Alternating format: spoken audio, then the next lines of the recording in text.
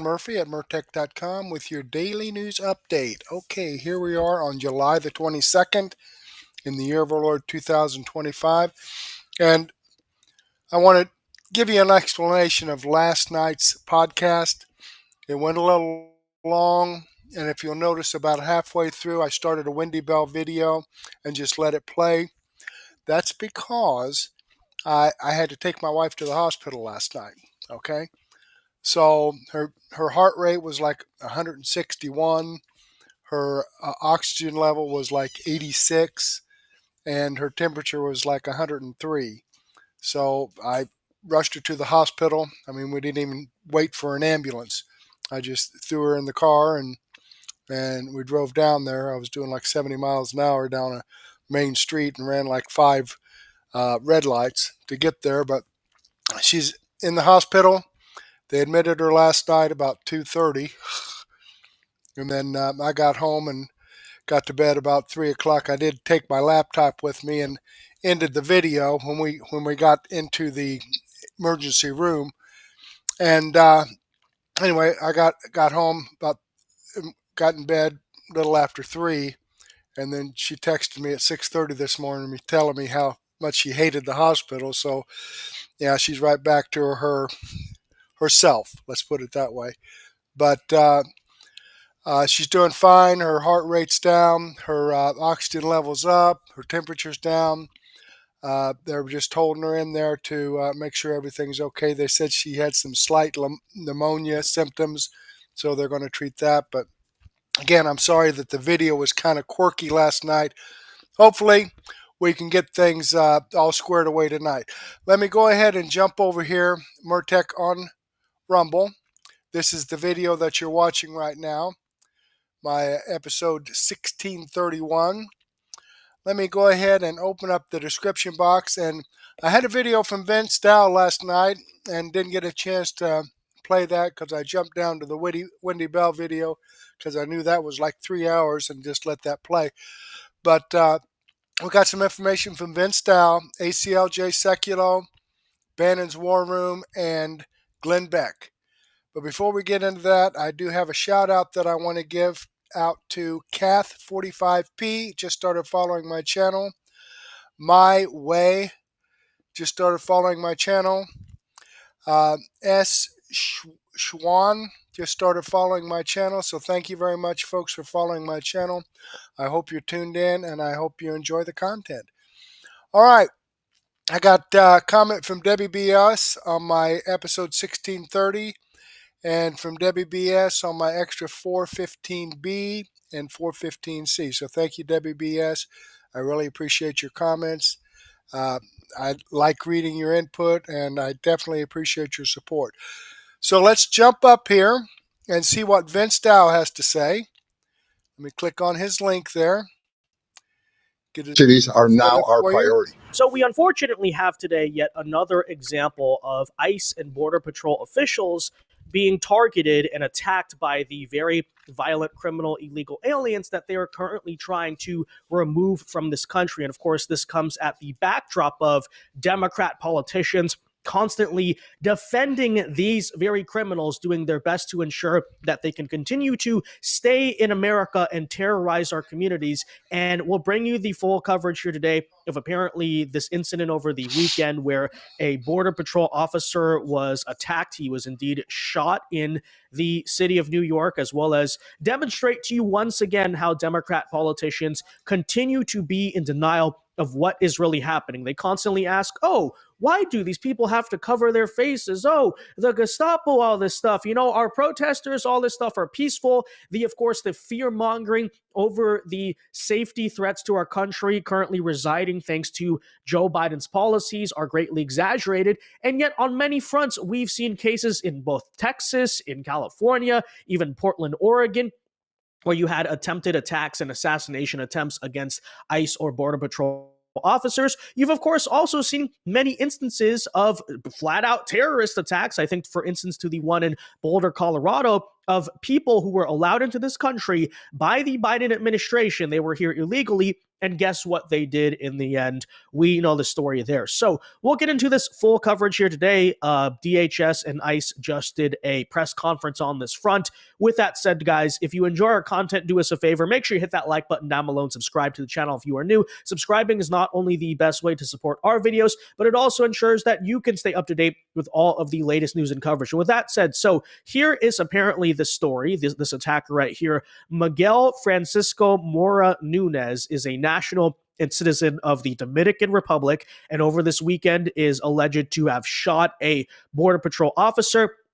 And if you're curious about it, you're wondering what the immigration status was there. Indeed, he not only was forced to leave the U.S., he illegally re-entered the United States, and instead of saying, hey, buddy, you're banned from the country, get out, was released into this nation under Joe Biden, upon which it appeared he was committing a slew of different crime sprees. And in the end, it has concluded in this attack against a Border Patrol officer who apparently was off duty in the state of New York. Now, with that said, it is unclear at the moment whether this was a politically motivated attack or this was simply an act of random criminal or gang violence. But with that said, I think the fair question here is, does it really matter?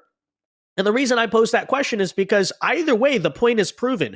You have attacks here happening against Border Patrol officers, and they're being perpetrated by the very people we're trying to remove from this country. You wonder why we are trying to do mass deportations. You wonder why there is so much talk about, hey, the people who were released into this country under Joe Biden's border, which Democrats are trying to claim are just, upstanding members of society, as Karen Bass said yesterday. They're just selling pineapples. No. This is what we're dealing with. So anyways, with that said, take a listen here to the press conference that was just conducted by DHS Secretary Kristi Noem on the details of what happened in New York over the weekend. And then we'll show you some of the recent statements by Democrat politicians who continue to say, where this is not happening.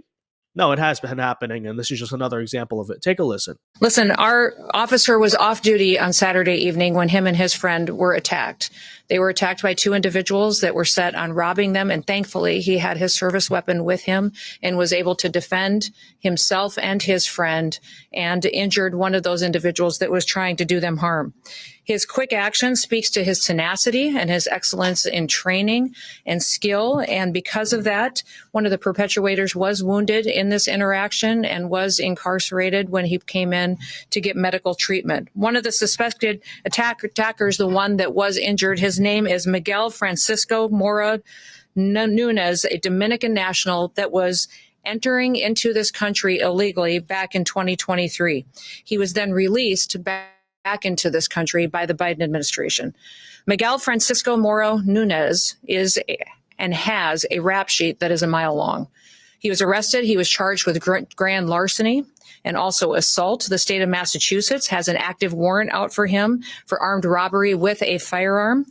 He also has many other charges against him, such as kidnapping and witness intimidation. There's absolutely zero reason that someone who is scum of the earth like this should be running loose on the streets of New York City. He was arrested 4 different times in New York City, and because of the mayor's policies and sanctuary city policies, was released back to do harm to people and to individuals living in this city. Make no mistake, this officer is in the hospital today fighting for his life because of the policies of the mayor of this city and the city council and the people that were in charge of keeping the public safe. They refused to do so. And now we have the situation on our hand where someone who has dedicated their lives to protecting the public is now fighting for his own. I mean, the details there are just so simply infuriating to have to sit there and listen to. First and foremost, this guy was an illegal alien who tried to come back into the United States. Joe Biden releases him. His rap sheet, he's been arrested like 4 different times. He has an arrest warrant in even another state for repeatedly going around and committing acts of violence. And of course, Democrat policies say, what? Oh, well, that should be fine. No problem. He's just as American as you or I. That's, of course, what we're dealing with. It's also worth noting here, too, by the way, that even in the local and national headlines on this front. People in the media are indeed reporting that there is a suspect in the Border Patrol shooting. They're noting he has a warrant, but notice how few of these headlines actually state the fact clearly. I wonder why, by the way, that this guy is a Joe Biden illegal alien who was deliberately released into this country. Why do they not want to mention that? Okay, suspect in Border Patrol shooting has a Massachusetts warrant for kidnapping. Yep. Obviously, I'm sure a New York father, right? The Democrats are going to be claiming here very soon. Off-duty customs officer shot in a robbery attempt in New York, according to NYPD. No mention that the shooter was an illegal alien. Off-duty officer shot, right? Where are the mention in these headlines? That ought to be the most important part of this story. Not just that there was an attack against the Border Patrol, but it took place, right? Again, whatever the motive, whether he was just trying to rob or this was targeted because he was Border Patrol, as I say, it doesn't matter. The fact is what? This is another instance of a Joe Biden era illegal alien defending committing violence, and you have Democrats defending the very migration wave that they brought into this country, wreaked havoc, whether that's Lake and Riley, whether that's Aurora, Colorado, this instance right here. There are, of course, many, many others. It is ridiculous. It is insane. And this, of course, comes at the same time, right? Where we just, pretty earlier this month had LA Mayor Karen Bass as just one example saying, what violence? Against Border Patrol, against ICE? That's not happening. The illegal aliens are picking pineapples, don't you know? Take a listen. Mayor Bass, this is kind of more of a broader national question. Reports indicate that ICE agents and police officers in Texas have been targeted in ambushes, including in Alvarado, where assailants in tactical gear allegedly lured officers with fireworks before opening fire. Given your strong opposition to federal immigration enforcement actions in Los Angeles, how would you address similar escalations of violence against law enforcement in Texas? And what steps would you propose to prevent such unrest from spreading to Los Angeles while balancing community safety in your sanctuary city policies? Well, let me just say that the quote-unquote riots that were reported never happened. We did have a couple of incidences of vandalism and looting, but the way it was portrayed nationally was like the whole city was up in flames. The comparison to 1992, which was completely 100% inappropriate. And I think the example that you use, I'm sorry, I'm not familiar with it. It was from some other state. Yes, Texas. 11. I have no idea what happened in Texas. What I do know is what happened in Los Angeles. 11 people were happening in Los Angeles has been completely. Mayor, 11 people were arrested for trying to attack ICE agents and federal law enforcement. So I was just trying to get your perspective on how you're going to contain the situation here in Los Angeles and the unrest. I can't respond to Texas. Okay. Thank you. Right, nothing is happening, right? Peaceful protests, no attacks, no violent criminals roaming our streets. It's just a bunch of Maryland and New York and California and LA fathers that are being wrongfully deported by the administration. Yeah, okay. And of course, a lot of Democrats will respond to stories like this and say, look, we're not against ICE. Yeah, you are. But we're not against ICE deporting violent criminals. But, that's not all they're targeting, right? Well, no one opposes that. And yet, when asked this question very point blank last night in an ABC interview, take a listen here as the mask comes off from Karen Bass. And she refuses to admit or acknowledge that she can't bring herself right to say that even criminal illegal aliens should be deported, which is to say that apparently, according to Karen Bass, even an individual like the one you saw last night who has multiple arrests, an arrest warrant for freaking kidnapping, total deranged criminal, released into this country by Joe Biden, illegally entered the border, etc. Even this type of person, apparently, according to actual Democrat policies, and we know that because he's in this country thanks to Democrat policies, ought to be allowed to roam free on the streets of this nation. So we're not straw manning, we're not misrepresenting their opinion. This is actually what they believe when push comes to shove and they're confronted on it. Take a listen. Just tell me who you think should be deported. Is it just people who've been convicted of crimes? You have, almost 1 million undocumented workers in Los Angeles. What should happen to those people? So let me just say that because we are a city of immigrants, we have entire sectors of our economy that are dependent on immigrant labor. We have to get the fire areas rebuilt. We're not going to get our city rebuilt without immigrant labor. And it's not just the deportation. It's the fear that sets in when raids occur, when people are snatched off the street. And I know you are aware that even people who are here legally, even people who are U.S. citizens have been detained.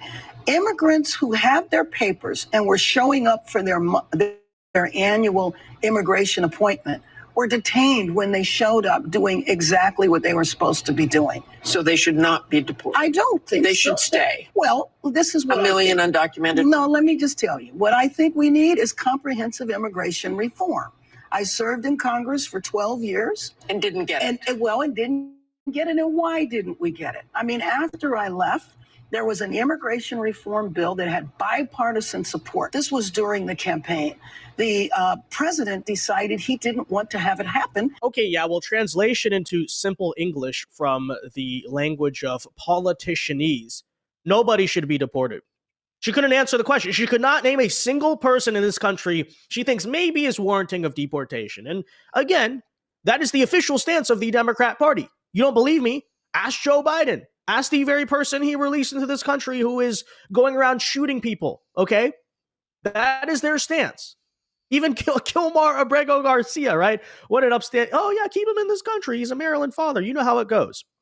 So with that said, shifting gears here back to the press conference by Secretary Noem, understanding the national Democrat policy here. And we basically now can hopefully know where they truly stand because they're being pretty transparent about it. According to them, the violence like this is not even real. And on top of that, they should be allowed. No, they shouldn't even be deported for that, But here you go.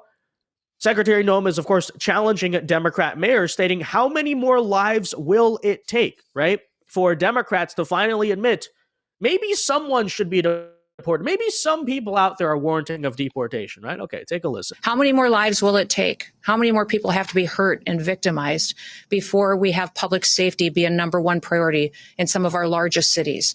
When I look at what Mayor Adams has done to New York City, it breaks my heart to see the families that have suffered because of his policies. We can look across this country at other mayors. We look at Mayor Wu in Boston and what has happened there under her watch. What's happened in LA with the riots and the violence and the protests that have gone on because of Mayor Bass and what she has perpetuated. When you look at Mayor Johnson in Chicago and how devastating it is to live in that city and some of those poorest communities, how they suffer every single day with the violence that's in front of them, just because these individuals are protecting criminals. They're protecting criminals who go out and murder, rape, rob. They perpetuate violence on our children. They traffic them and drugs and damage this country every single day under the protection of sanctuary city and governors who put in place these policies that allow them to perpetuate these crimes with no consequences. What I would say is today, my hope is that this would wake up these individuals and they would recognize that they can't keep letting these dangerous criminals go free. They can't continue to let these individuals be brought in for crimes they're committing against the public and then releasing them right back onto the streets with no consequences whatsoever. It's, of course, Okay, I'm going to go ahead and pause that there. And she's absolutely right on that. I mean, I don't know what they're thinking. I kind of do. I mean, their excuses, well, these people have no money, and therefore it's unfair because they have no money that they can't get bail to get out of jail, so we'll just give them a no cash bail.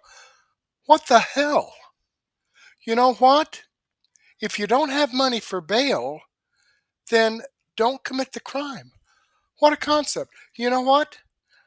I've never, ever had to worry about bail money because I've never been arrested, period. But number one, I haven't, on the top, I haven't been arrested for murder. I haven't been arrested for battery. I haven't been arrested for assault. I haven't been arrested for rape.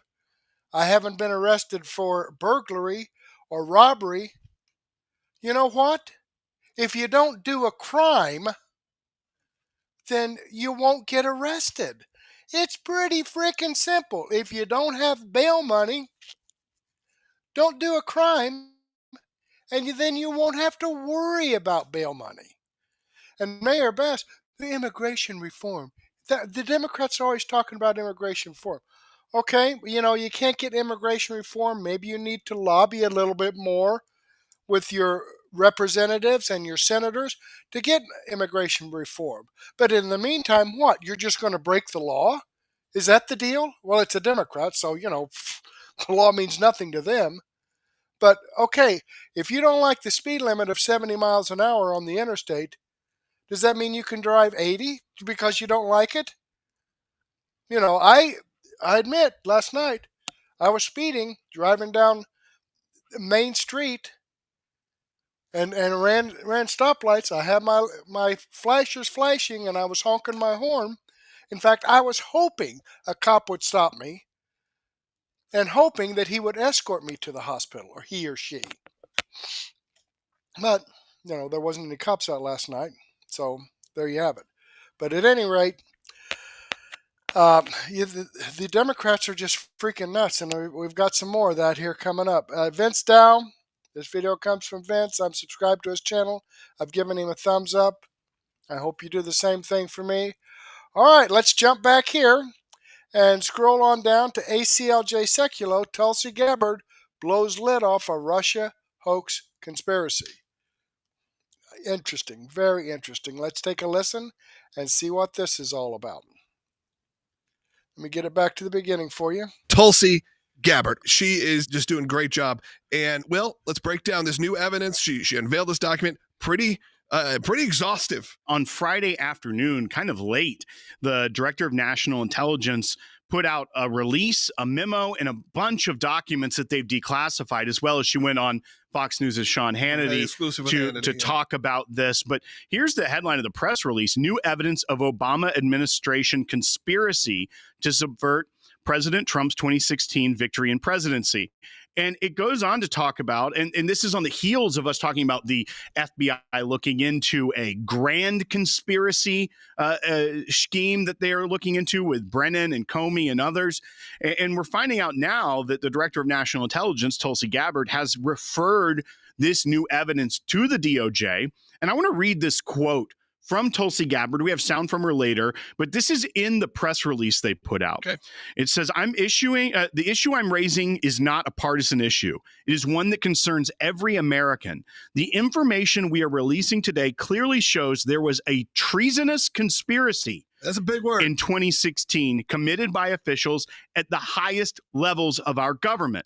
Their goal was to subvert the will of the American people and enact was essentially a years-long coup with the objective of trying to usurp the president from fulfilling the mandate bestowed upon him by the American people. The implications of this are, frankly, nothing short of historic.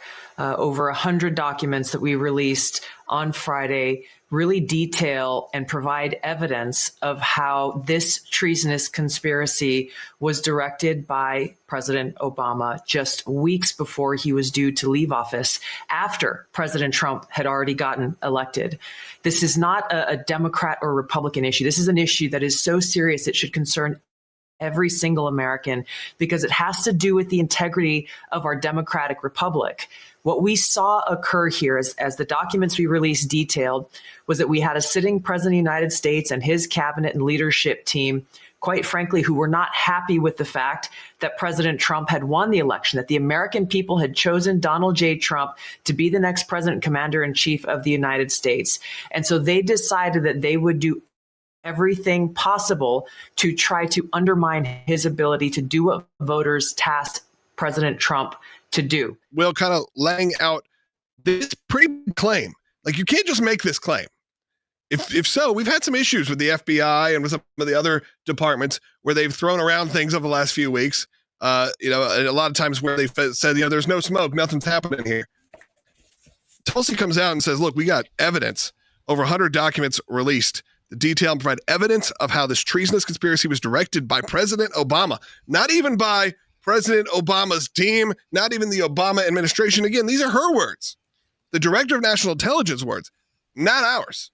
That's right. And once again, like, all of us that lived through that knew that there was something nefarious that happened, the weaponization of government.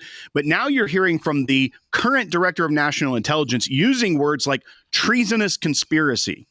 That's a very strong phraseology. We stay away from even like normally implicating treason because of what a high bar that is when we talk about the weaponization of government. Yeah. There could be other crimes committed, but treason is one that you almost stay away from because of how rarely it's invoked. I believe I looked up, it's only been charged against someone less than 40 times in our history. They have obviously secured convictions in some of those, a lot fewer than 40. But you think of even back to Benedict Arnold, which is the original kind of treason against America, which happened during the Revolutionary War. But what we're seeing here in the way she's laid this out is that she's talking about not just the politicization of intelligence. She's calling it the manufacturing of intelligence. And she says there's more coming this week. This was just the first tranche that they're releasing declassified. Obviously, there's a declassification process.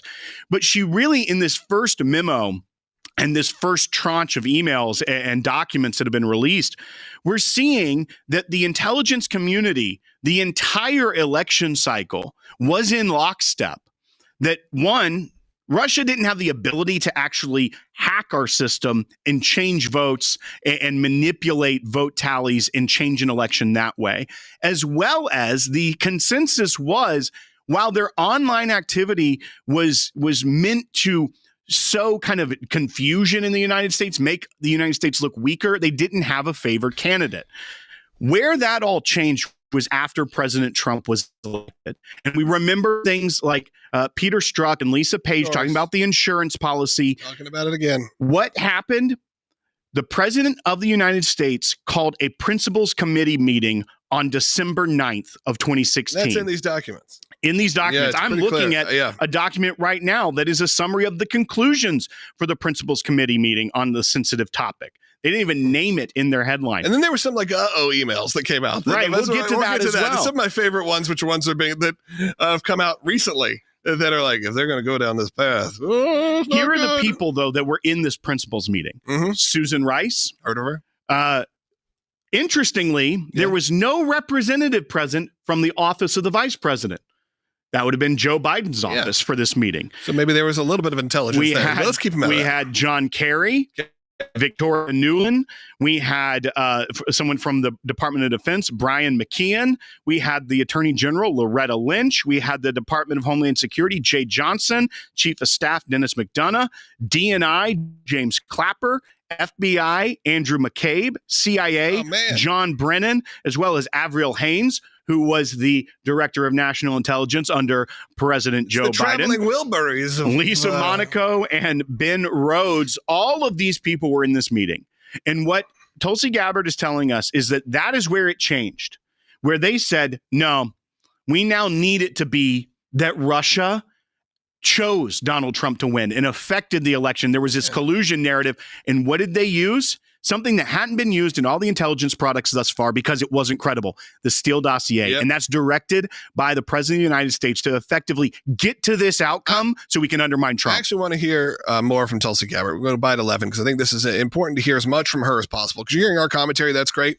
But this is coming from, again, not just our former colleague.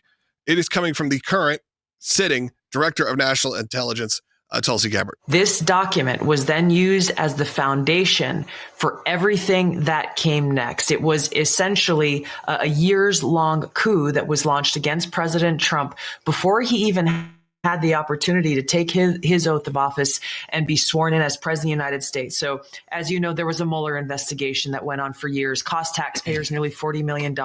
There were 2 congressional impeachments. President Trump and almost every member of his family were smeared and attacked, faced lawsuits, depositions. High-level officials were investigated. Some were arrested and put in jail.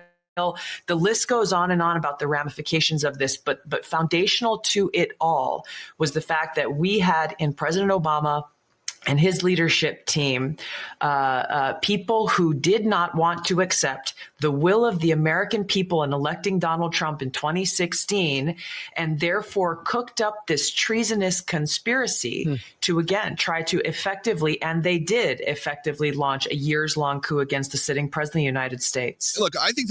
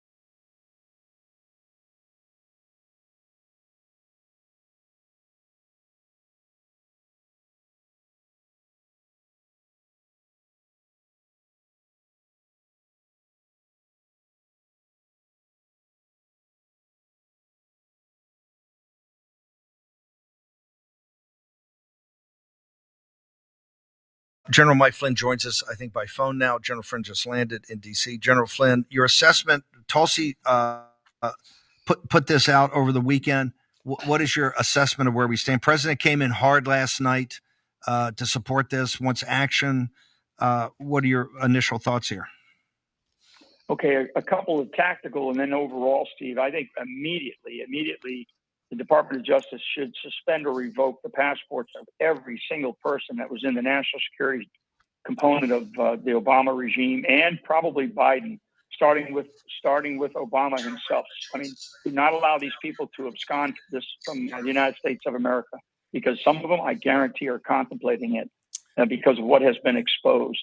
Number two, there should be a task force. If there's not one already, there should be a task force of federal officers that are put together. And I mean, it should have happened over the weekend. But if it hasn't, Pam Bondi needs to put a federal law enforcement task force together right now, and they need to start looking at which homes they're going to raid, just like they raided Mar-a-Lago and President Trump. They need to start thinking about raiding Kalorama. They need to start thinking about raiding some of these other people, because I guarantee they have in their own files in their homes more evidence that belongs to the U.S. government, and that evidence is going to come to light anyway, one way or the other. Number three, there are whistleblowers that I know have already stepped up to the plate, and some might be people who you don't, who are those that are sort of, oh my God, I didn't realize that this person would sing. You know what I'm saying? So there are people that I know that are in the whistleblower category now that are going to help this case. We are looking at the potential, because Obama was a commander in chief, right? So is there, I'm not a lawyer, but I think that legally there should be some conversations at the Department of Justice and probably at the White House, is whether or not that these conspiracy charges, these traitorous charges that have been stated certainly by Tulsi and by others, even the president with some of the information that he's been putting out over the last 48 hours, should there be some type of military trial for Obama? Because this is something that there is no statute of limitations for this.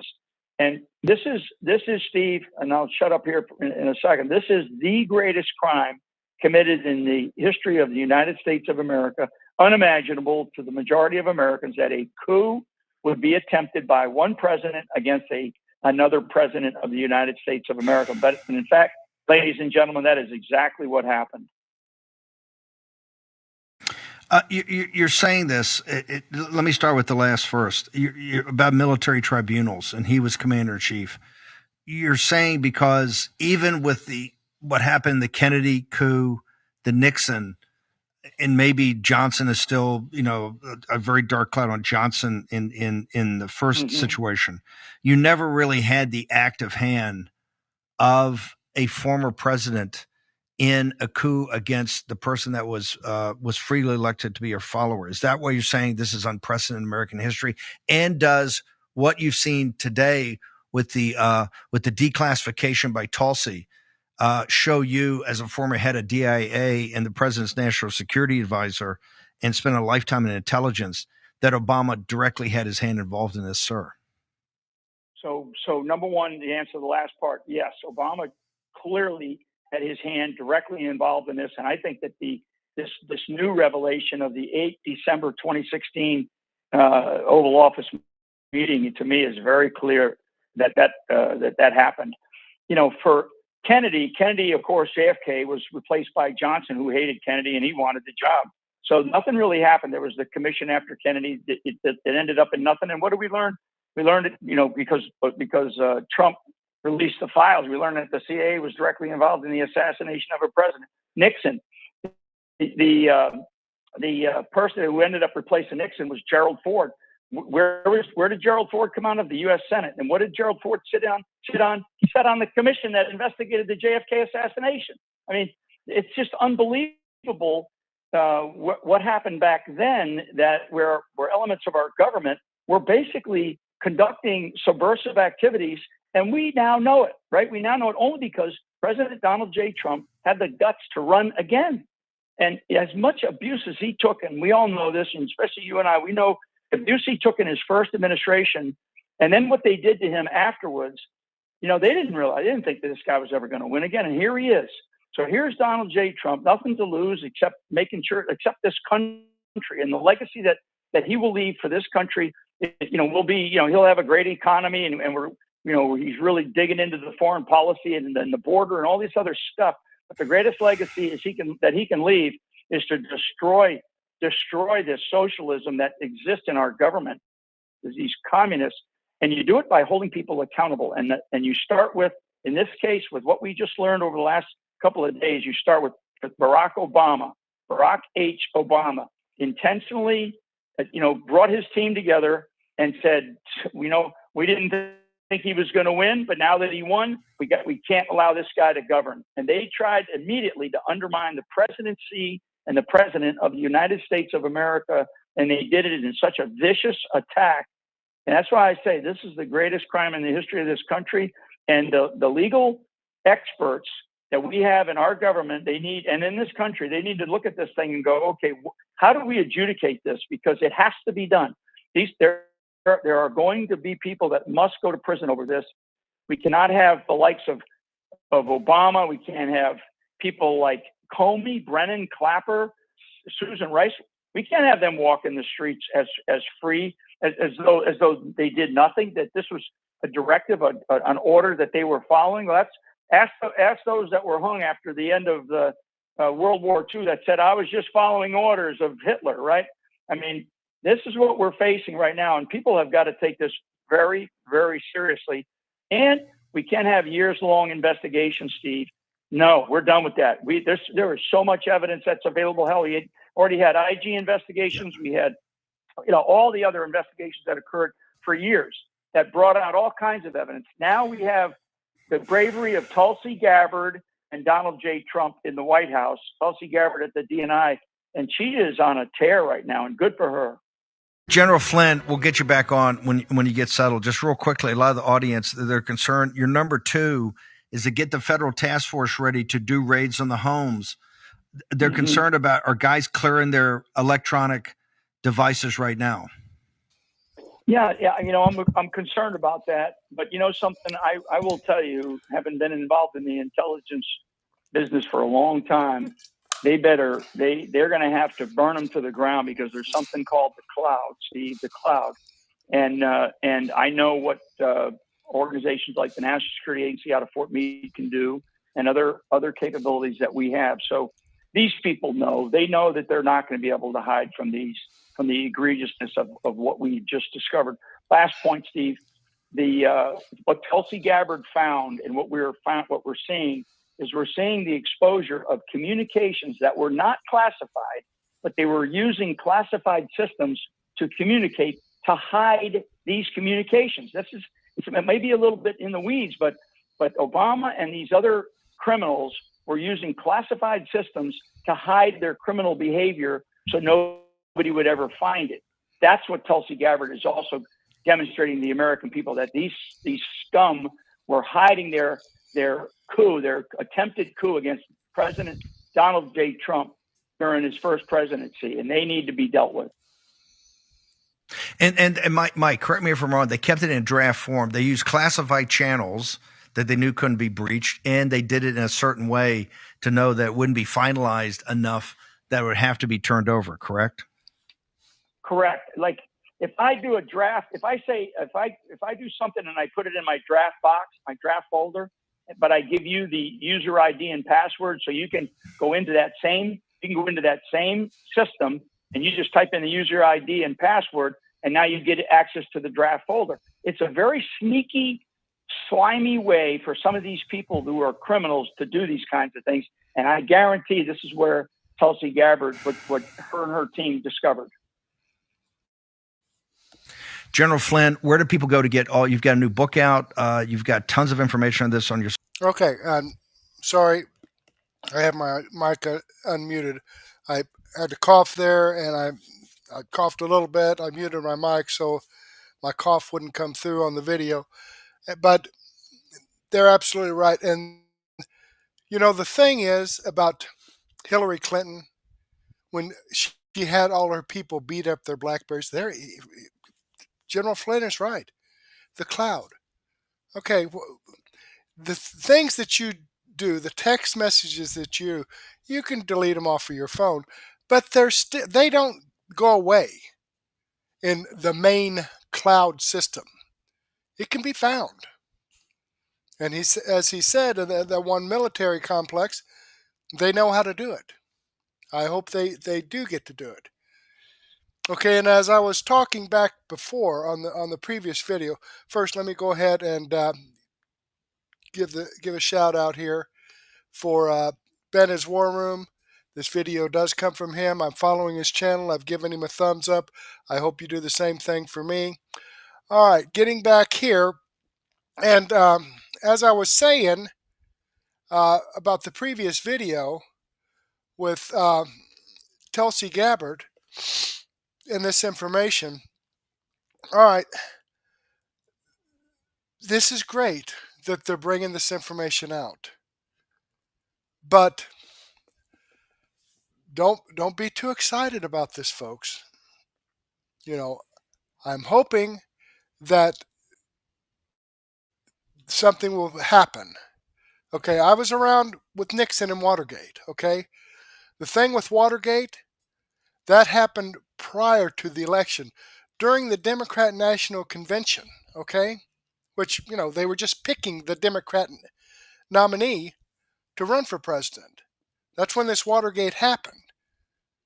Okay, Nixon went on to win. I'm positive that he had nothing to do with it, because he was a freaking shoo-in. You know, after in 72, he had already been president for 4 years. He was a freaking shoo-in. He had no worries about finding out what the Democrats were planning. The people that were involved in the break-in, they were former CIA agents. And I've always heard once CIA, always CIA. Nixon was a Republican president, so of course the media just blew it all out of proportion. This isn't something new, the media, and lambasting the Republican Party. This has happened for decades, okay?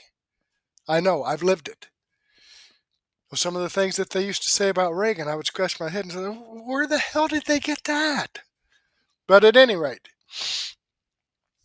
getting back to this, happened prior to the election in 72. It took 2.5 years before any of these guys that were involved in it supposedly got convicted and went to jail. So, it may be after the 2026 elections before anything actually happens, which would kind of be good, I guess, because the mainstream media is going to badmouth anybody that tries to, even if it's not Obama, any of these people like Comey, Brennan, whoever, mainstream media is just going to go absolutely freaking nuts. But fortunately, I think there's a lot less people actually listening to or even believing the mainstream media these days. Okay, let's jump over here and finish this up with Glenn Beck, how Obama and Hillary Clinton orchestrated Russiagate. More information, great information. Thank you, Tulsi Gabbard. And remember, she used to be a Democrat. In fact, she was running for the Democrat president in 2020 against Joe Biden. He got the nomination. She didn't have as much support as she needed, but she was part of the Democrat Party. And now look what she's doing to the Democrat Party, because they screwed her over. All right, put her on, I think, a fly watch list or no fly list or something. The Democrats just screwed her over, because I think she's a lady with principles. And I think that's why she's no longer a Democrat, because she realized the Democrat Party has no principles. Enough said about that. Let's see what Glenn Beck has to say. So let's start it again at the beginning, because you're not hearing this from anybody in the mainstream. Barack Obama is president 2016. Hillary Clinton is expected to be the winner. She then starts, because it starts to get dicey, she's looking for anything she can do to smear Donald Trump. She then starts to put together the Crossfire Hurricane file. The Crossfire Hurricane file is completely discredited. I mean, there's nothing in it that is real. You know, it shows that Donald Trump was with hookers in Russia, that he and Russia have a bank account that are, pinging each other all the time. Remember all of this? Okay. That all came from Hillary Clinton through Crossfire Hurricane Fusion GPS. Fusion GPS puts together the Steele dossier.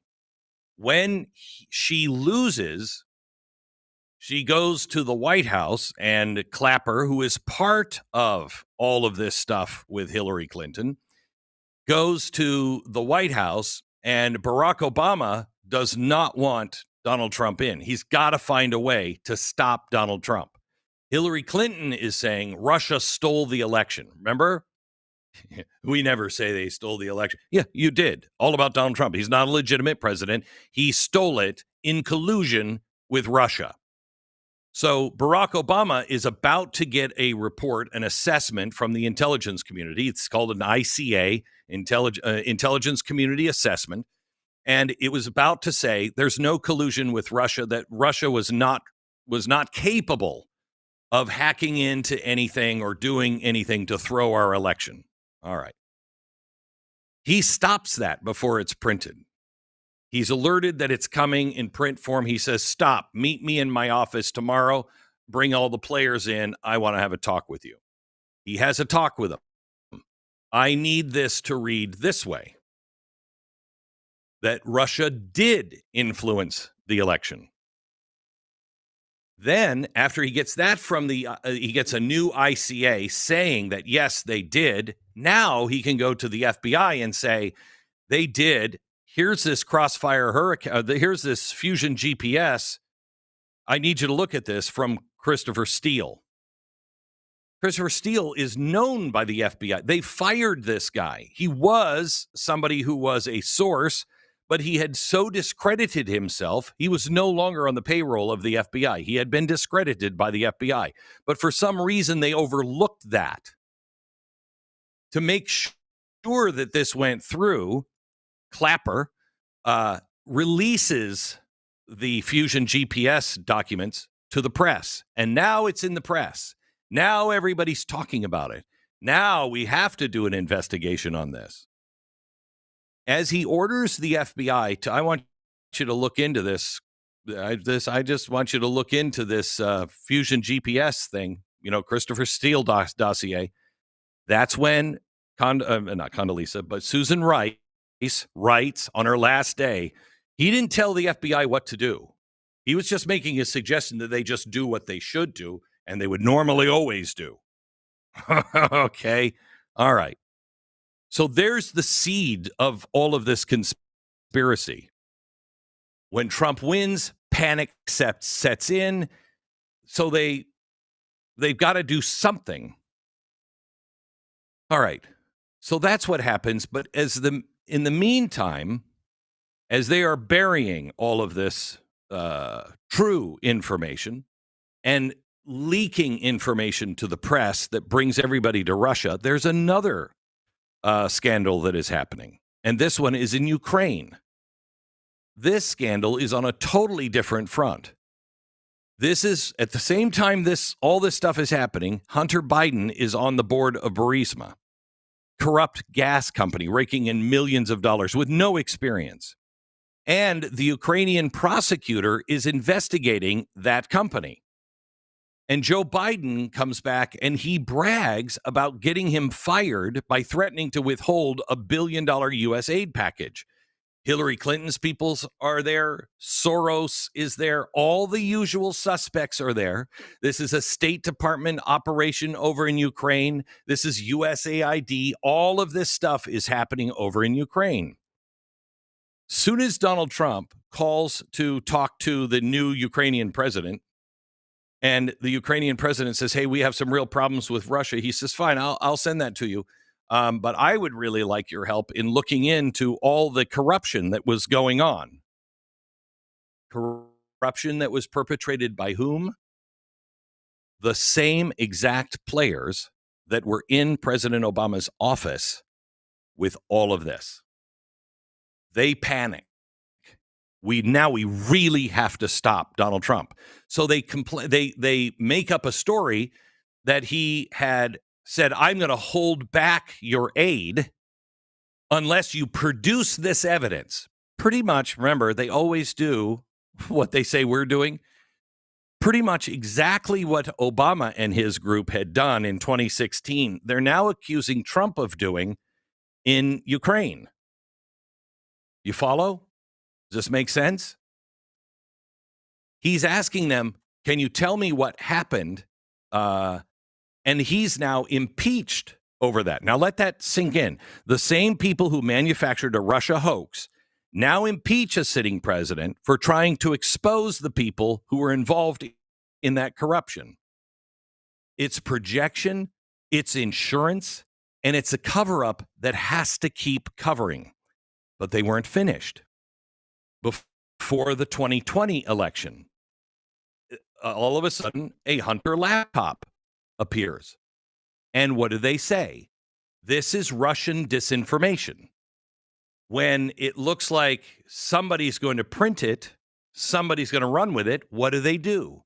The same exact people in the FBI and intelligence community go to the social media companies and say, this is a Russia hoax. And then how many former intelligence officers sign that letter? Who put that letter together? Clapper. The same guy that was in the original meeting where Susan Rice says nothing weird happened here. And Clapper puts that together and says this is all a hoax. So now they're covering again. All the emails, all the contracts, all the corruption, same cast of intelligence officials sign that public letter. This is all Russian disinformation. Another lie, another operation. And again, the press continues to listen to these people like Clapper, who is now, I think, on a payroll of one of these companies, as a press commentator. Then what happens? Then you have President Biden winning. He wins. But then what happens? You've got to take Trump out. So you have January 6th. And yes, it was chaotic. Yes, people acted shamefully. Some of these were real anarchists. I don't know what their political belief was, but some of them were anarchists.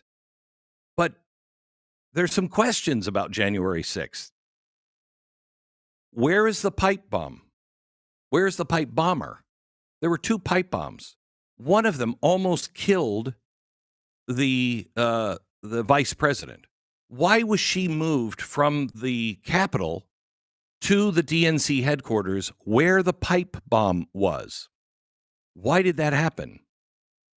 How did all of a sudden every single record from the Secret Service just disappear? All their phone records, all the records on why she was moved, all of that just gone, just disappeared. It happens, Why couldn't we there was no camera on the pipe bomb, and who placed that pipe bomb? Why? The camera was aimed at the same place for at least 6 months, and then right before this happens, it's moved in another direction.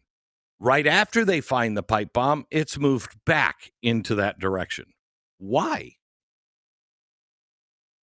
Why did they never look for the scaffold man, the guy who was up on the scaffolding directing the crowd what to do? We don't even know who that was. We don't know his name.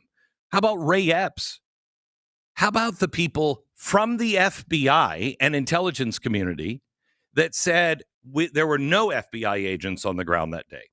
There were no CIA or FBI operatives on the ground. Then it was, we don't know if there were any. And then once they lose this election, we find out there were 25 of them on the ground. Why?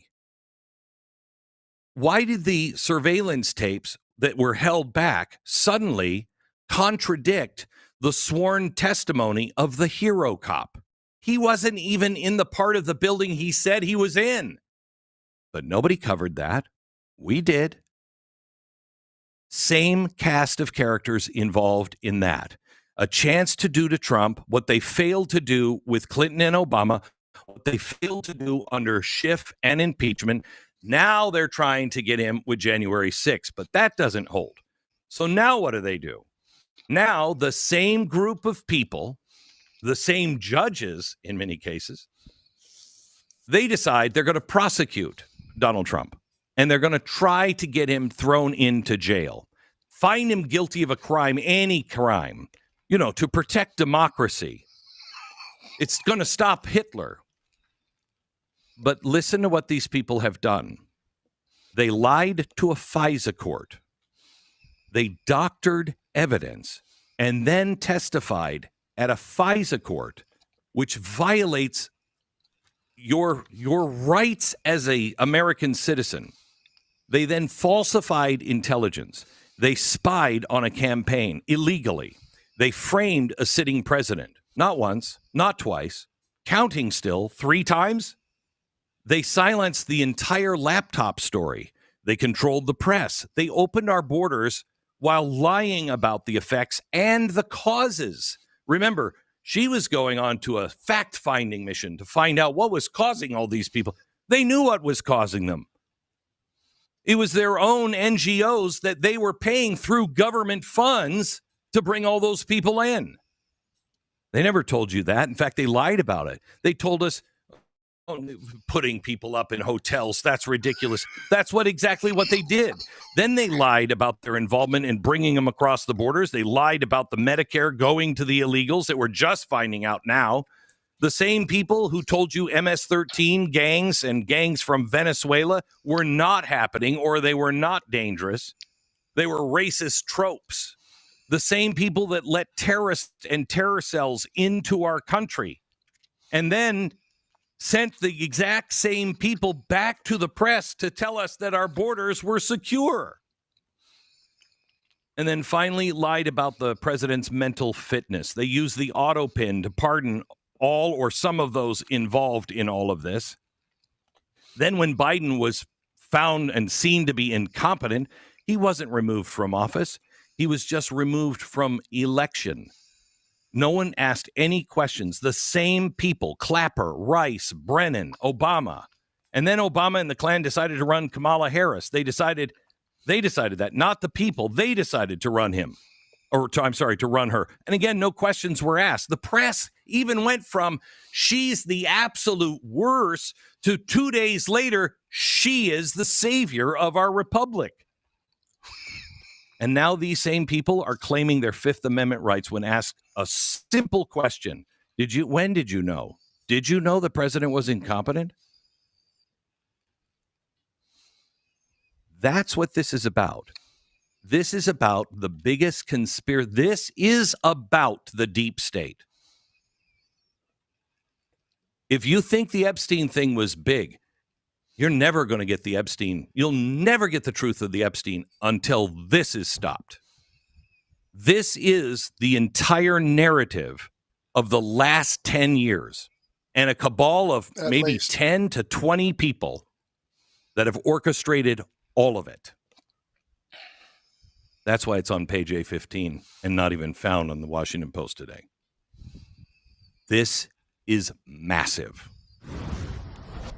All right, folks, he is absolutely right. And that's why I wanted to share this, because, he hits the nail right on the head.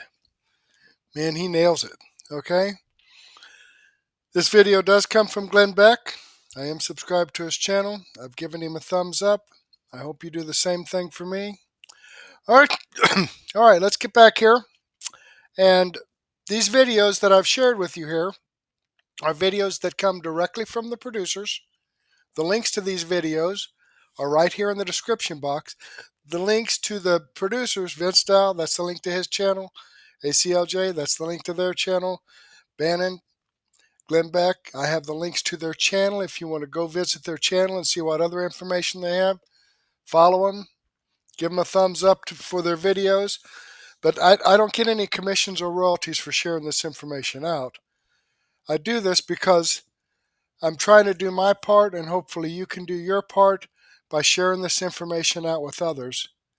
You know, I bet 90% of the people in the United States aren't aware of this information that I shared with you.